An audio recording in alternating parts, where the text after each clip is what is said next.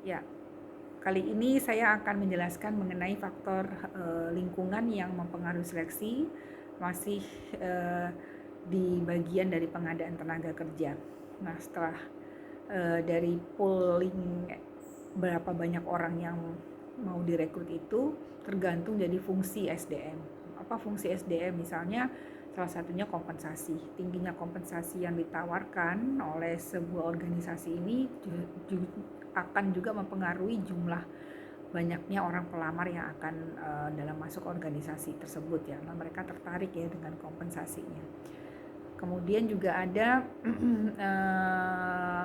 kecepatan ya di dalam pengambilan keputusan ya. Artinya makin cepat sebuah organisasi itu menentukan atau mengumumkan siapa yang diterima ya dalam lamaran pekerjaan itu, ini akan makin baik gitu ya dalam seleksi tersebut ya. Banyak orang jadi makin mengetahui, oh ternyata organisasi ini cepat ya dalam mengambil keputusannya. Hierarki dalam organisasi itu juga mempengaruhi dalam seleksi ya. Organisasi biasanya dia menggunakan pendekatan yang berbeda ya untuk mengisi berbagai posisi pada berbagai level ya. Sebagai contoh, perbedaan dalam mempekerjakan seorang CEO atau dengan mempekerjakan seorang karyawan biasa itu tentunya akan mempengaruhi di dalam mereka menyeleksi ya. Makin ketat seleksi dilakukan ketika level kebutuhan karyawan itu memang yang di tingkat atas gitu ya.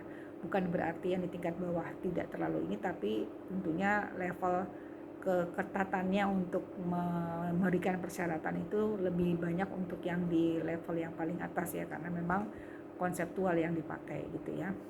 Kemudian ada juga kelompok pelamar, makin banyak kelompok pelamar yang memang ada, ini akan memudahkan untuk proses seleksi. Tapi ketika sedikit pelamar yang melamar ya ini ya apa adanya, terpaksa dipilih dari situ.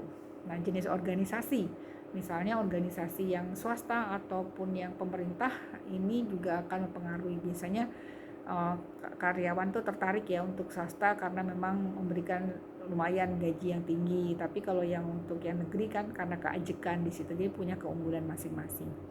Dan masa percobaan dalam yang ditawarkan oleh perusahaan, apakah 30 hari atau mungkin 2 bulan apa 3 bulan. Nah, ini menjadi satu hal yang membuat tertarik ya, karena dengan adanya masa percobaan ini dalam menjadi satu juga cara kita melakukan seleksi secara alami gitu ya.